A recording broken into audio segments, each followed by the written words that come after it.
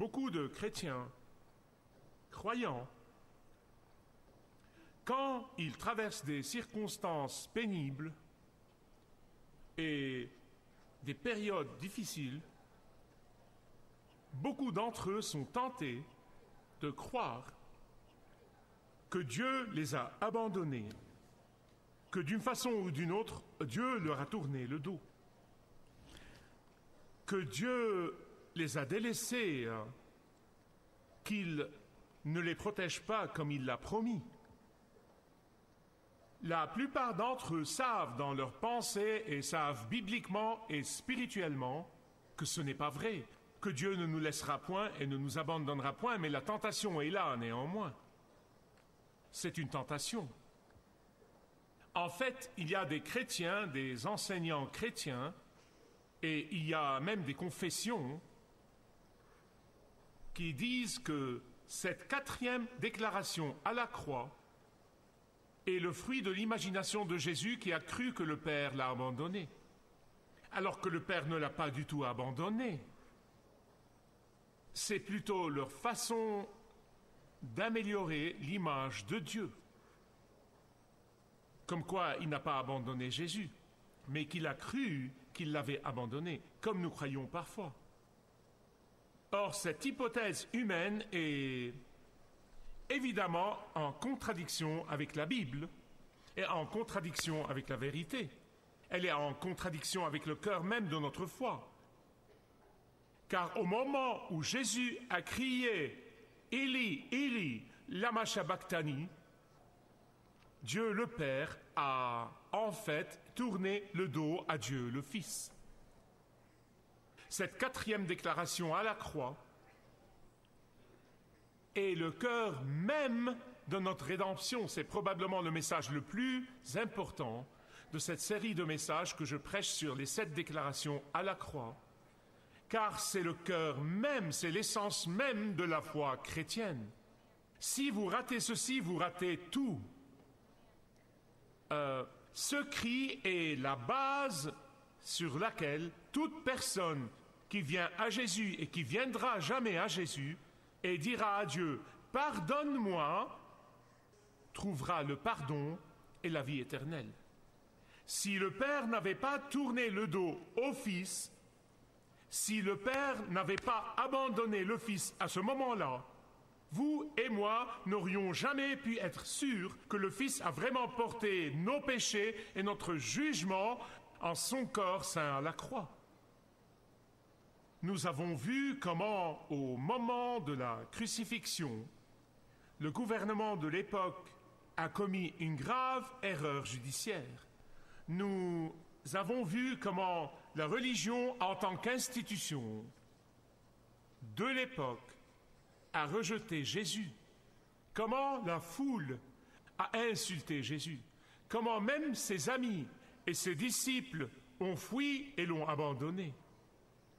Et aujourd'hui, nous venons à cette 4e déclaration à la croix, où nous verrons le plus haut degré de l'abandon. Dans les 3 derniers messages, nous avons étudié les 3 premières déclarations à la croix. Vers 9 heures du matin, après avoir été cloué à cette croix, et cette croix a été soulevée et plantée dans la terre, vers 9 heures du matin, Jésus a exercé son rôle de grand prêtre et a pardonné à ses transgresseurs. Et ce n'est pas surprenant.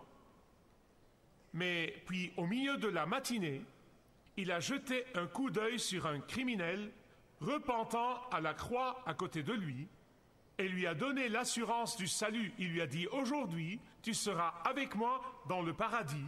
Et ainsi, il a exercé son rôle royal de recevoir la prière. Et ce n'est pas surprenant non plus.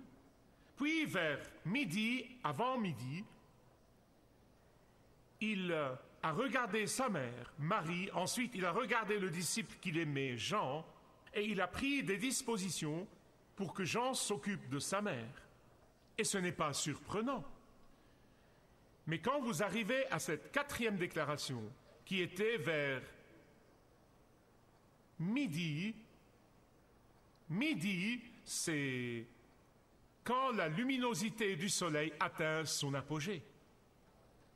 Mais elle s'est transformée en l'obscurité de minuit. À ce moment-là, Jésus a crié « Ili, Ili, lama sabachthani » mon Dieu, pourquoi m'as-tu abandonné ?» Quand Jésus a dit « Pardonne-leur, car ils ne savent ce qu'ils font », ce n'était pas surprenant. Quand il a dit « Aujourd'hui, tu seras avec moi dans le paradis », ce n'était pas surprenant. Quand il a dit « Femme, voici ton fils, et fils, voici ta mère », ce n'était pas surprenant. Mais « Mon Dieu, pourquoi m'as-tu abandonné ?» c'est très surprenant. En fait, c'est complètement déconcertant pour beaucoup de gens. Ça pousse des millions de gens autour du monde à nier la divinité même de Christ. Et ils disent, vous voyez, il l'a appelé mon Dieu. Ouvrez à Matthieu 27, 45 à 50. Pour comprendre cette déclaration incroyable, incompréhensible, la 4e déclaration à la croix, je veux la mettre sous 2 titres. Premièrement, les 3 heures qui ont illuminé le monde.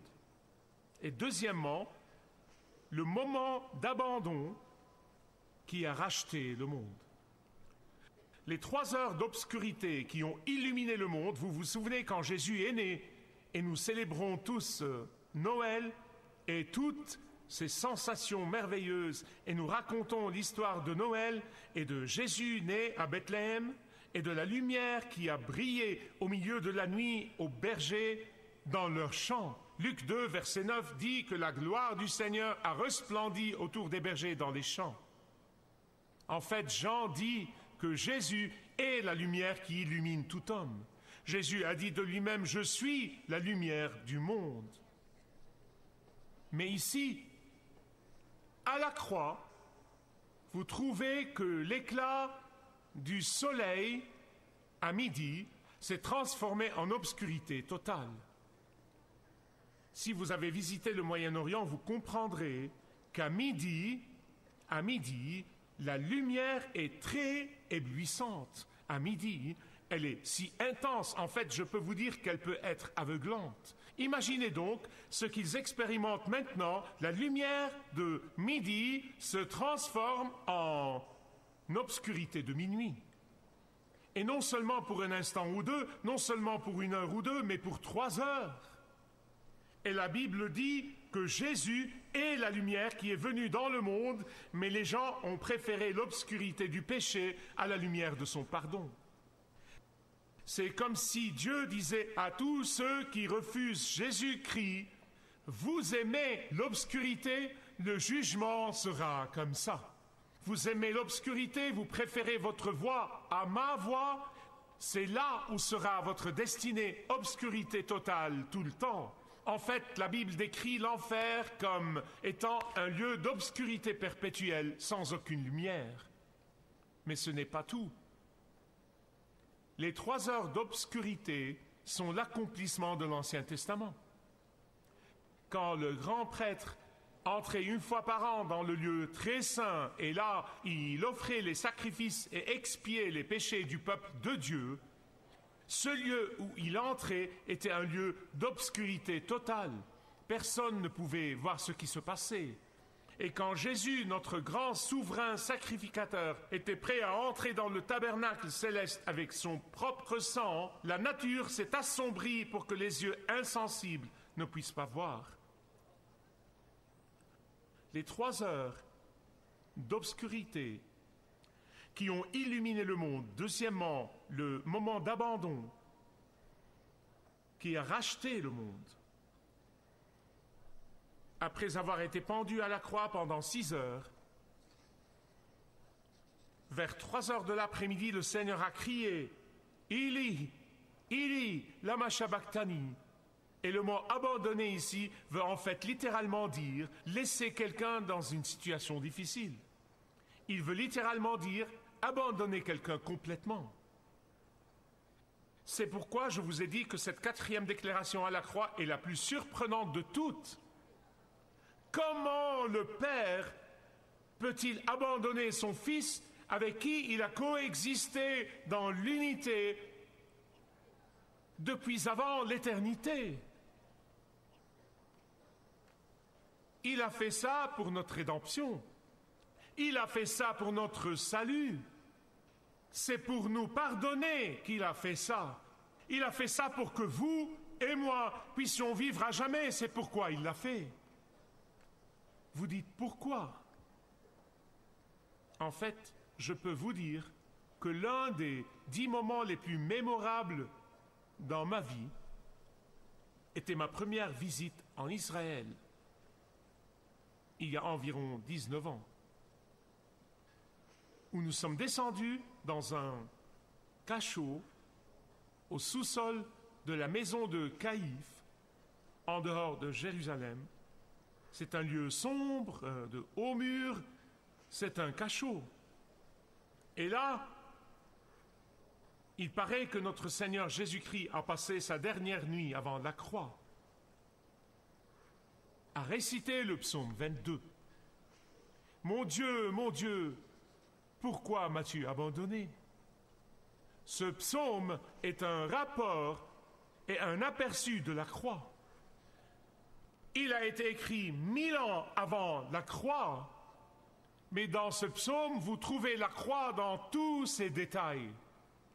Vous y trouvez la dérision de la croix, vous y trouvez la dislocation de la croix, vous y trouvez la déshydratation de la croix et vous y trouvez la perturbation de la croix. Le psaume 22, verset 7, dit « Tous ceux qui me voient se moquent de moi. Ils ouvrent la bouche, ils hochent la tête, disant « Il se confie à l'Éternel, que l'Éternel le sauve. » C'est la dérision de la croix. Verset 14, « Je suis répandu comme de l'eau, et tous mes os se déjoignent. » C'est la dislocation de la croix. Verset 15, « Ma langue est attachée à mon palais. » C'est la déshydratation de la croix. Verset 16, « Ils ont percé mes mains et mes pieds. » C'est la perturbation physique de la croix. 1000 ans avant la croix. Mais la question reste, pourquoi? Pourquoi le Père a-t-il abandonné le Fils au moment le plus désespéré? À cause de votre péché et du mien. C'est pourquoi il a fait ça. Parce que Jésus a porté le jugement de votre péché sur cette croix. Et le Père ne peut pas voir le péché. Habakkuk nous dit ça. Et le Père n'a pas pu voir le Fils quand il portait nos péchés, et donc il lui a tourné le dos. Maintenant, écoutez, pour moi c'est le plus grand mystère dans toute l'histoire du monde. En ce qui me concerne, c'est la partie la plus incompréhensible de la vie chrétienne, et je suis convaincu que nous allons passer l'éternité au ciel à comprendre comment était ce moment-là. Combien d'entre vous se rappellent que Jésus, à Gethsémani, a prié pendant que tous les disciples se sont endormis? Vous souvenez-vous de cette partie? Quand il était à Gethsémani, il n'a pas sué de la sueur, il a sué du sang. L'intensité de sa prière et de son intercession et de sa prière au Père était si incroyable que physiquement, le sang sortait des pores de son corps. Ce n'était pas parce que Jésus avait peur de la douleur physique de la croix. Ce n'était pas parce que Jésus avait peur de la torture de la croix. Il y avait des martyrs qui étaient morts à la croix, ou même une pire mort. Et Jésus n'était pas plus lâche qu'eux. Il n'avait pas peur de cela, ce n'était pas son plus grand souci, mais son plus grand souci était ce moment de séparation avec le Père. Ce moment quand il a pleuré, ce moment quand il a porté le péché du monde sur son corps sans péché. Mais il y a quelque chose d'autre que je ne veux pas que vous manquiez. L'obscurité dans la Bible est toujours associée au jour du jugement. Toujours. Vous voyez ça dans la Bible. Dans beaucoup de passages, Ésaïe 5:30 parle de l'obscurité du jugement. Ésaïe 13:10, ce jour-là, le soleil s'obscurcira. Joël 2:2 dit que le jugement sera un jour d'obscurité. Amos 5:20 dit que le jour du Seigneur sera obscurité. Sophonie 1, 14 et 15 dit que ce sera l'obscurité totale. Dans 2 Pierre 2, 4, il dit que l'abîme d'obscurité est réservé pour le jugement. Dans Matthieu chapitre 8, chapitre 22 et chapitre 25, vous entendez le Seigneur Jésus le dire encore et encore et encore, le jugement sera un jour d'obscurité. Et donc, quand le jugement de Dieu sur votre péché et sur mon péché est tombé sur lui, quand ce jugement a eu lieu dans son corps saint, l'obscurité est tombée. L'obscurité est tombée. N'oubliez jamais que c'était notre jugement qu'il portait sur cette croix. C'était notre jugement, c'était notre punition, c'était le salaire de notre péché. Habakkuk dit dans le chapitre 1, verset 13, il dit « Tes yeux, en parlant au Seigneur, sont trop purs pour voir le mal et tu ne peux pas regarder l'iniquité. » Ce qui s'est passé en ce moment de séparation, c'est que les péchés de l'humanité pleuvaient sur Jésus comme l'entonnoir d'une tornade, à tel point que Jésus a expérimenté l'enfer même. Ce moment d'abandon était le moment où votre péché et le mien se sont entassés dans son corps saint, dans son corps sans péché. Et pour la première fois depuis avant l'éternité, Jésus a levé les yeux au ciel et il a vu son Père comme juge.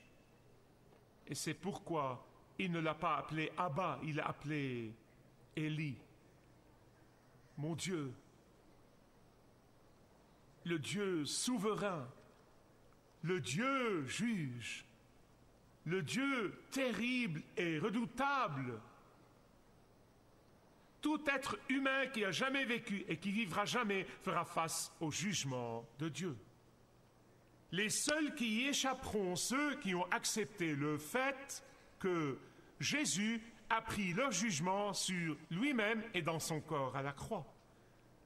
En fait, partout dans le monde, dans n'importe quelle ville, où que vous alliez, il y a essentiellement 2 types de gens.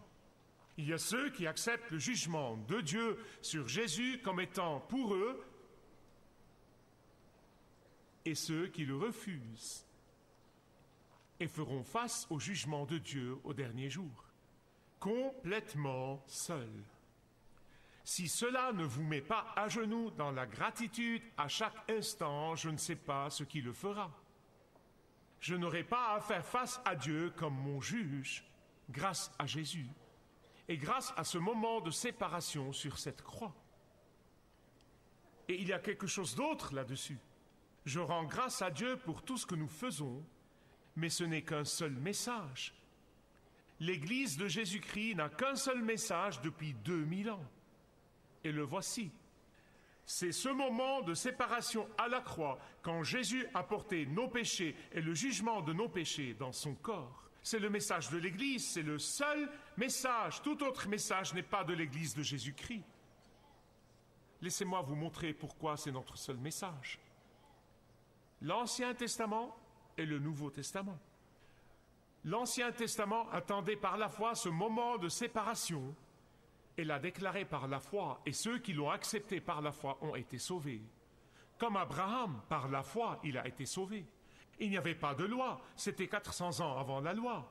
Il a été sauvé par la foi. Les croyants de l'Ancien Testament ont été sauvés par la foi.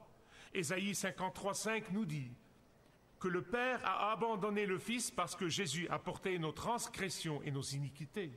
Romains 4,25 nous dit que le Père a abandonné Jésus à cause de nos transgressions. 1 Corinthiens 15,3, il est mort pour nos péchés. 2 Corinthiens 5, 21 dit, celui qui n'a pas connu le péché, il l'a fait pécher pour nous. Galates 3, 13 dit qu'il est devenu malédiction pour nous. 1 Pierre 2, 24 dit, lui-même a porté nos péchés en son corps saint sur le bois. 1 Pierre 3, 18 dit, Christ est mort une fois pour toutes pour les péchés, le juste pour les injustes. 1 Jean 4, 10 dit qu'il est devenu une victime expiatoire pour nos péchés. Notre Seigneur Jésus-Christ a non seulement porté nos péchés, il est en fait devenu péché. Écoutez-moi, non pas pécheur, mais péché. Il n'a jamais été pécheur, mais il est devenu péché pour sauver tous ceux qui viendraient à lui, disant « Pardonne-moi, pardonne-moi ». Pour sauver tous ceux qui viendraient à lui. Vous dites, les sauver de quoi? Les sauver de ce jour final de jugement. Je prie Dieu pour que ce moment soit absolument gravé dans nos cœurs quand nous faisons face aux tentations, gravé dans nos cœurs quand nous nous apitoyons sur notre sort, gravé dans nos cœurs quand nous sommes tentés de croire que Dieu nous a abandonnés. Celui qui a payé ce prix ne nous laissera et ne nous abandonnera point. Si vous désirez connaître Dieu d'une manière personnelle, demandez le livret « Retrouvez la joie que vous avez toujours désirée » et vous pourrez découvrir l'amour de Dieu pour vous et apprendre comment expérimenter son pardon.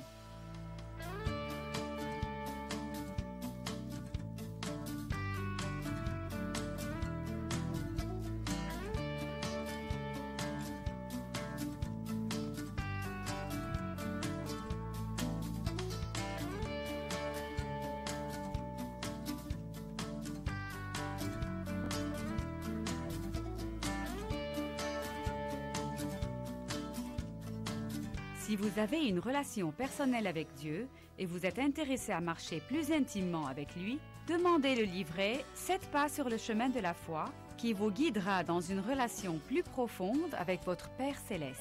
Demandez votre livret gratuit.